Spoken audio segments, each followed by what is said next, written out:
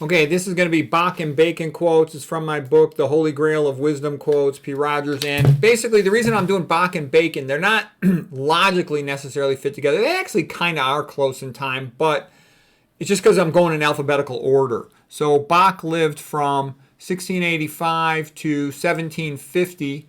He came from a family of musicians. His father taught him to play violin and harpsichord. Uncle taught him to play the church organ.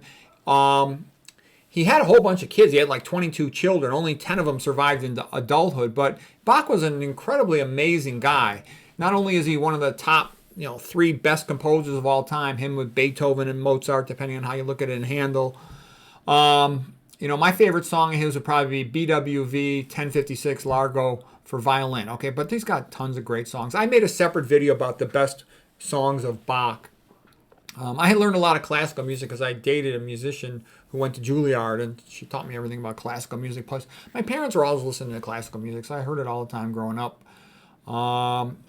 Let's see. Bach, he studied scripture and in Latin. He also was an excellent student in Greek. Of course, he spoke German as his language. He's from Germany. He's sort of part of the whole Martin Luther Reformation thing. Thank God Martin Luther at least allowed music. He liked music.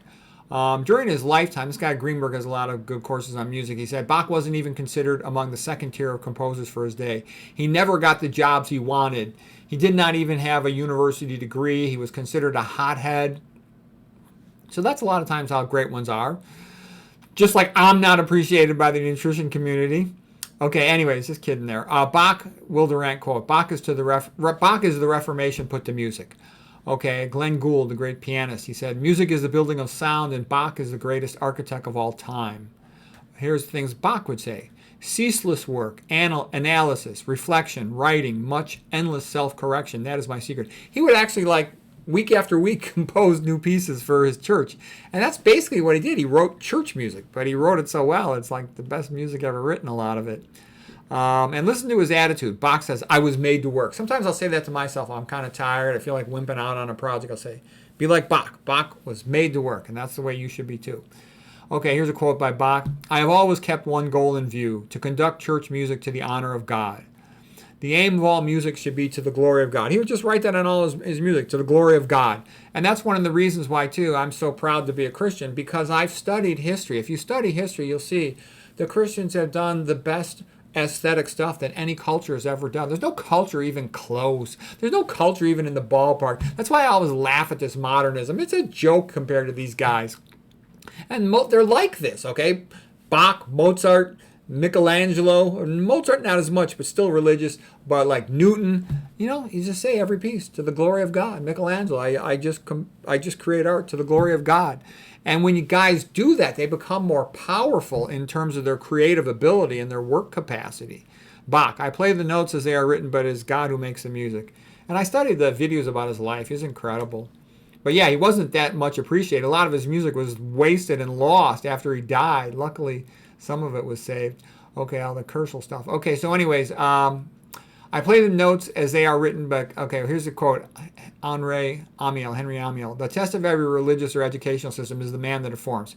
Yes, and if you study great genius who produce great things that help mankind, you'll come away of it thinking, wow, those Christians did so much. And I'll tell you why I think Christianity produces more great work than any other culture.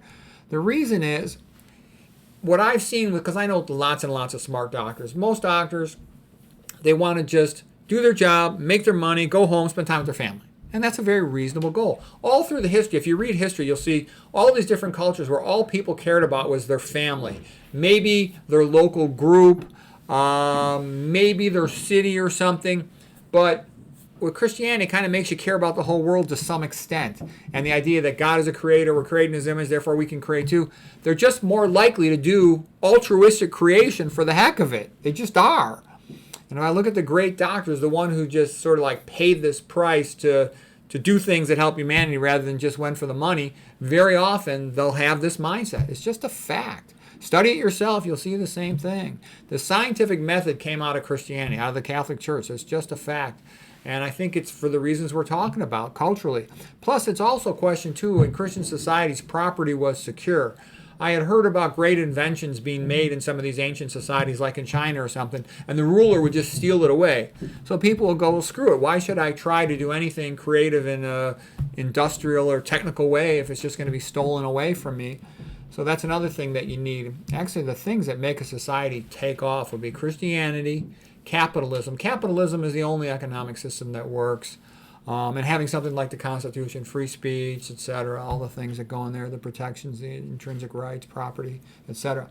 Okay, getting now to the next one. Francis Bacon, he lived from 1561 to 1626. He wrote something called the Novum Organum, the new organ, a new way to look at things. And what he was trying to do was create a challenge to Aristotle's book, the Organum. So the new organum was a new way of thinking about education and science. And in a sense, he was urging the new scientific method. And, you know, this guy, Daniel Robinson, a good philosopher with the Great Courses Company, he's got a lot of good DVD courses. He says, Bacon was the John the Baptist to make the path straight for Newton. Newton was the bringer of light to the new scientific method. Okay, here's a quote. Let's see, this one's from Francis Bacon. The method for the acquisition of knowledge in the natural sciences is induction, proceeding logically from the particularities of experience to generalizations that are then tested by experiments. Science is dynamic meaning that is always correcting itself. Scientific method is absolutely crucial. The scientific method is a path towards where you want to go. Genius alone is fleetness of foot, but on the wrong path, a genius just gets farther and farther away from the truth more quickly. But even a plotter on the right path moves us ever closer towards the truth about God's world. Okay, again, you're going to see that come up all the time in these old timers that really did groundbreaking work. I don't necessarily like the phrase the Enlightenment. There's a little bit of arrogance in that often sometimes carries a negative theistic connotation. Okay, but what's sort of being said here is that the medieval scholasticism relied primarily on deductive logic and an appeal to authoritative texts like Aristotle. Like he's sort of saying that Abelard didn't go far enough. Okay. Let's see. So inductive logic is where you reason from a couple observations and then try to come to a conclusion about what's going on. Deductive is more like the syllogism, where you have absolute information. All men are mortal. Socrates is a man, therefore he's mortal. That's the classic Aristotle deductive logic. Okay, here's a good quote by Bertrand Russell. He's a real smart guy. He wrote a book called The History of Western Philosophy. It's a decent book. I read it when I was like in 8th grade because I wanted to read what my dad was reading, but I didn't understand a single word of it. I went back and I've read it several other times since then. And each time I read it, I sort of like it less. He had a couple good points, and Russell was smart, but Russell was a little bit of a smug jerk too. But anyways, here's what he has to say about Bacon. He says, Bacon's inductive method is faulty through insufficient emphasis on hypothesis. He hoped that merely an orderly arrangement of data would make the right hypothesis obvious, but this is seldom the case. As a rule, the framing of hypothesis is the most difficult part of a scientific work, and it is the part where great ability is indispensable. Usually some hypothesis is a necessary preliminary to the collection of facts, since the selection of facts demands some way of determining relevance. And he's actually, Bertrand Russell is totally right on this quote. You have to have a theory. You can observe the data, then you got to come up with a theory. And that's why, you know, I've had some people from other fields tell me, oh, theories don't matter. And I'm like, you guys are stupid idiots. The theory is the most important thing. Look at Otto Warburg's theory of the metabolic theory of cancer. Look at my theory of causation and dementia and spine disease. The theory is absolutely the most important thing because it tells you what to do, and you have to figure out what to do. A lot of times coming up with a good hypothesis is coming up with a good metaphor. Here's a good quote by Aristotle. Ordinary words convey only what we already know. It is from metaphor that we can best get hold of something new. Yeah, that's how our brain learns everything, to compare the new thing to what we already know. That's how we map cognitive space. That's an important point. And if you want to remember something, spend some time working at how it relates to what you already know. That'll get it to stick in your brain. You're making it more intelligible. Okay, Francis Bacon quote, histories make men wise, poems witty, philosophy deep, logic and rhetoric able to contend. Reading maketh a full man, conference a ready man, writing an exact man.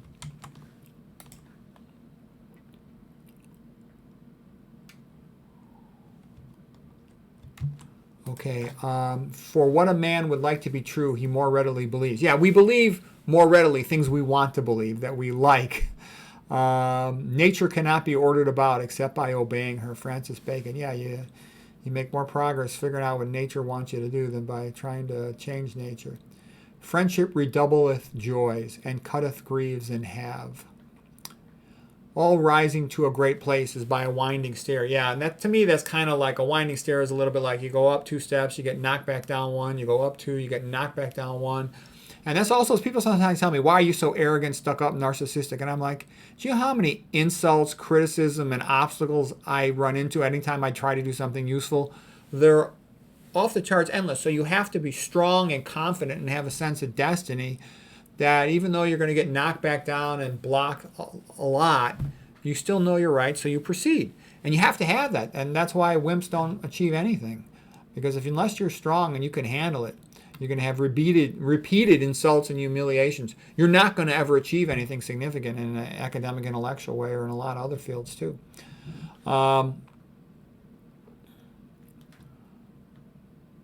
Here's a good quote by Francis Bacon. Nothing doth hurt a people more than that cunning men should pass for wise. Yeah, that's like our country, isn't it?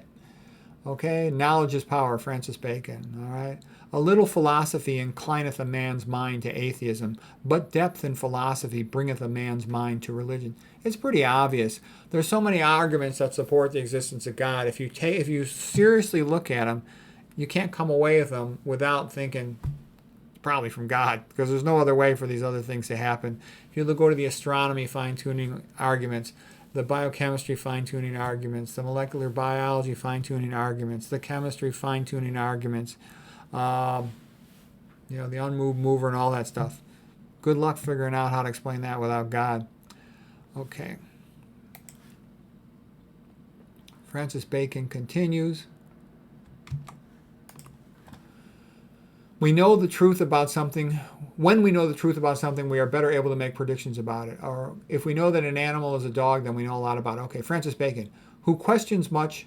So those were just statements. Here's Francis Bacon's quote. Who questions much shall learn much and retain much. So you have to be able to question. Because a lot of times in the modern world, people tell you, if you ask a question, they tell you to shut up. But it's your questions that lead you on to truth. And again, that's like, Abelard, the Aristotelian philosopher. By doubting, we are allowed to question. By questioning, we are led to truth. Okay, Bacon continues. If a man begins with certainties, he shall end in doubts. If he begins with doubts, he shall end in certainties. Francis Bacon continues. We see then how far the monuments of wit and learning are more durable than the monuments of power or of the hands. For have we not the verses of Homer continued 2,500 years or more without the loss of a syllable or a letter? During which time the infinite palaces, temples, castles, and cities have been decayed and demolished. That's Francis Bacon. He's got 2 more quotes. We already did this one. All rising to a great place is by a winding stair.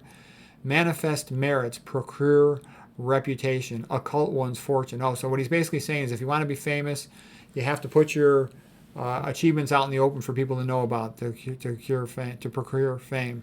If you want to just make money, though, it's best to keep your wisdom secret. All right, anyway, so that was it for today for the Bacon and quotes and the Johann Sebastian Bach quotes. Bacon and Bach.